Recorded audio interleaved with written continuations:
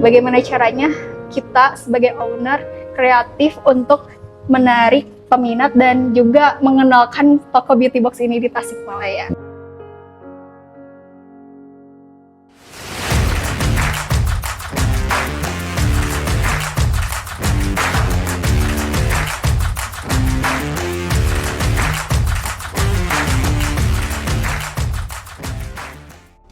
Halo calon pemimpin masa depan, selamat datang di podcast SI Indonesia. Hari ini saya berada di Beauty Box Makeup Store bersama Teh Putri. Halo Teh, apa kabar? Halo, alhamdulillah baik, sehat. Senang ketemu sama Teh Putri. Senang bertemu dengan Bapak juga. Teh ceritain dong mengenai Beauty Box. Oke. Perkenalkan, nama saya Putri, saya owner dari toko Beauty Box Makeup Store di Tasikmalaya. Nah, sebenarnya kalau ngomongin tentang Beauty Box ini, kenapa saya bisa membuka usaha toko Beauty Box? Sebenarnya ada ceritanya nih. Apa itu Teh? Jadi waktu saya itu masih sekolah, masih SMA, saya itu emang hobi berjualan ya Pak. Jadi waktu dulu, aku tuh di sekolah tuh jualan satu produk aloe vera gel waktu itu. Terus aku tuh pakai juga kan produk itu. Terus aku kayak sharing ke teman-teman, produk ini tuh bagus nih, kamu harus coba gitu karena di aku cocok gitu. Nah, karena kita tuh sering ngobrol juga sama teman-teman di kelas, terus mereka tuh kayak pada keracunan gitu, pengen pada coba juga. Nah, awalnya yang aku pakai sendiri, terus teman-teman pada pengen ikut coba juga, terus aku tuh jadi open PO lah ya gitu.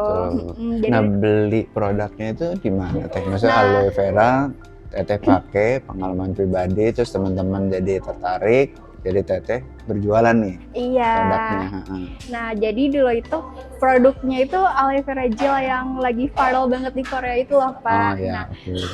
Terus waktu itu juga emang produk Korea itu belum ramai masuk ke Indonesia juga, jadi waktu itu saya tuh sistemnya just tip gitu lah Pak, atau enggak jadi order. Pesan dari teman juga. Iya, just tip atau jadi reseller gitu. Karena waktu dulu kan emang produk-produknya itu emang masih rare banget ya masuk di Indonesia gitu. Jadi kayak just tip dari Korea kayak gitu.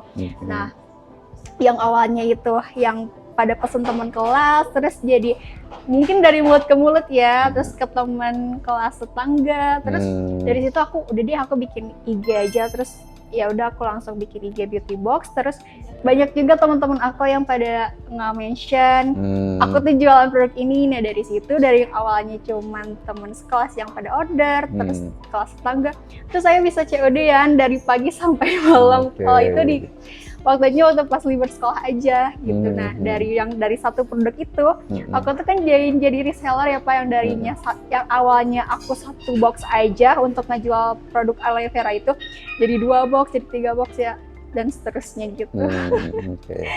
Nah, lanjut nih. Dulu kan aku masih jualannya tuh masih online ya Pak, berarti masih COD-an juga. Nah, singkat cerita, saya lulus SMA, saya lanjut kuliah.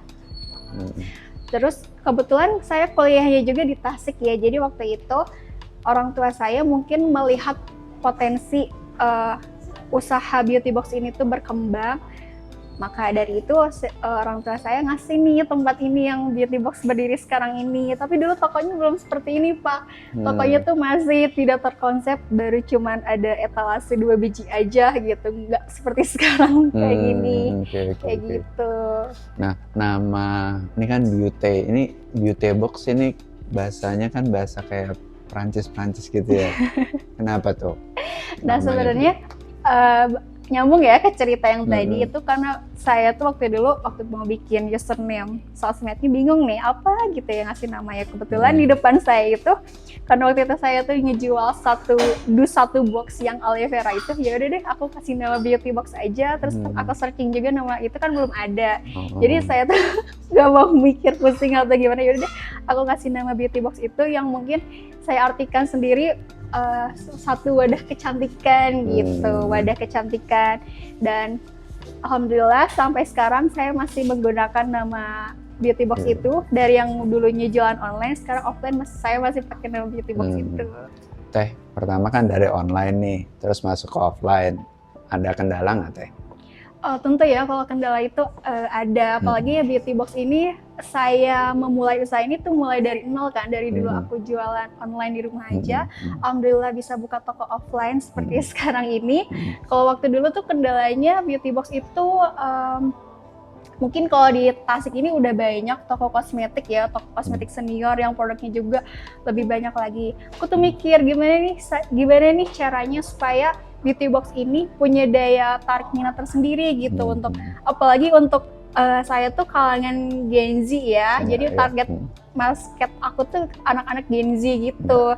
Dari itu karena emang Beauty Box itu terlahir dari produk-produk yang emang produk online, jadi aku tuh ngembangin produknya itu di produk-produk online yang mungkin bisa dijangkau offline gitu. Mungkin kendalanya seperti itu. Bagaimana caranya kita sebagai owner kreatif untuk menarik peminat dan juga mengenalkan toko Beauty Box ini di Tasikmalaya. Nah biasanya kegiatannya apa nih kalau yang offline nih? Biar orang-orang bisa lebih kenal Beauty Box. Kalau saya sih mungkin mainnya di sosmed ya, dulu sering bikin konten kayak di toko ini tuh ngejual produk apa, atau enggak kita tuh sering bikin event-event juga seperti itu. Jadi atau enggak saya tuh sering ajak nih teman buat belanja bikin konten kayak gitu sih. Teteh juga ini ya, jadi kayak beauty blogger juga. Enggak juga sih. Ya. Jujur aja saya tuh jarang banget ada tampil di kamera. Baru sekarang saya juga spesial untuk podcast SAI. Terima kasih. Yeah. Nah Teh, kalau misalnya ngelihat dari perkembangan toko kosmetik ya di Tasik atau mungkin di Jawa Barat kan sekarang udah mulai banyak nih. Nah kira-kira kedepannya untuk Beauty Box sendiri ada rencana buka toko lagi atau ada usaha apa lagi nih? Tentu saja kalau saya kan pasti punya goal supaya Beauty Box ini lebih maju, untuk produknya juga lebih banyak lagi supaya bisa memenuhi kebutuhan wanita, apalagi di kalangan sini ya Pak. Terus saya juga punya impian, semoga suatu saat saya bisa punya toko one stop beauty shopping gitu loh Pak, karena aku tuh suka banget dengan all about girls gitu, tentang semua perempuan, gitu ya. All about beauty juga gitu. Semoga kedepannya atau enggak, semoga Beauty Box bisa buka cabang lagi gitu. Amin, kita doakan. Nah Teh, pasti hubungan sama distributor dan toko pasti cukup erat ya.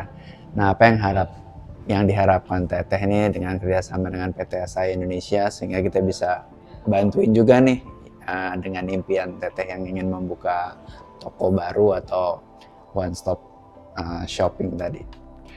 Sebelumnya saya mengucapkan banyak terima kasih banget untuk PT SAI, karena PT SAI itu benar-benar distributor pertama yang mensupport Beauty Box buka toko offline. Dari awal toko saya kecil dulu dibantu branding, dibantu program-program, terus PT SAI juga kan sering kunjungan, jadi saya tuh emang benar-benar yang tidak ada basic untuk berjualan kosmetik. Saya sering sharing sama bapak-bapak SAI Tasikmalaya yang sering kunjungan. Jadi kita tuh tidak hanya transaksional aja Pak, tapi kita tuh sering ada komunikasi juga gitu. Sering saya banyak ilmu-ilmu yang saya dapat lah gitu. Mungkin kedepannya harapan saya kita bisa terus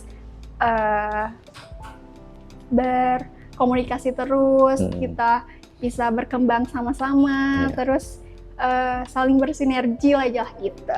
Jadi yang penting kita komunikasi terbuka gitu ya, sehingga apa yang misalnya kekurangan dari PT SAI juga bisa diberikan masukan juga ya sama Teteh Putri. Teh, sekali nih saya mau saya sempat dengar sebetulnya toko ini didirikan bersamaan dengan toko elektronik ya. Nah itu gimana tuh, katanya cuman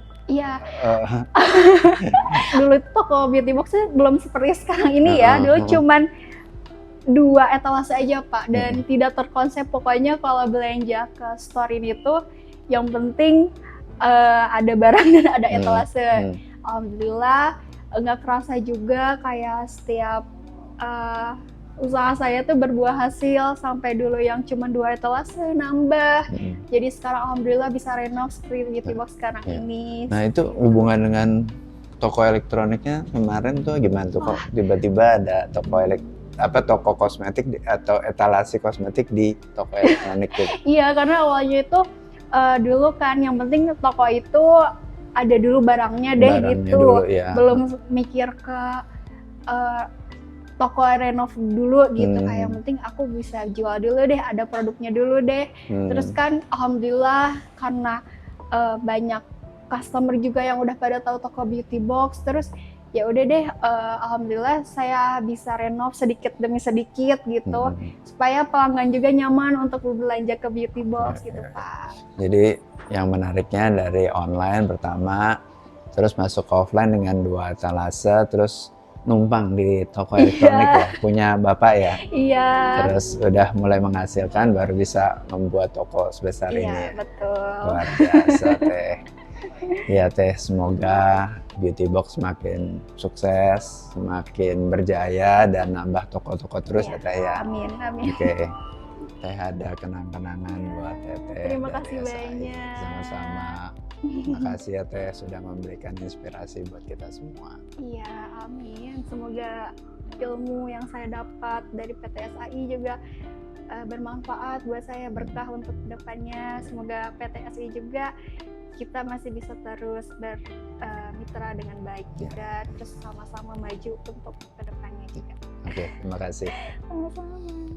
Untuk warga Tasik dan sekitarnya, buat teman-teman yang butuh skincare atau kosmetik, apalagi produk-produk yang lagi hype banget nih di sosial media, kalian bisa dong datang ke store-nya Beauty Box Makeup Store. Alamatnya ada di Jalan Ahmad Yani nomor 35C, Kota Tasikmalaya. Ditunggu ya kehadirannya. Demikian podcast SAI Indonesia bersama Teh Putri dari Beauty Box Makeup Store di Tasikmalaya. Semoga podcast kali ini juga bisa memberikan inspirasi dan wawasan bagi calon pemimpin masa depan. Sampai jumpa di podcast SAI selanjutnya. Salam calon pemimpin.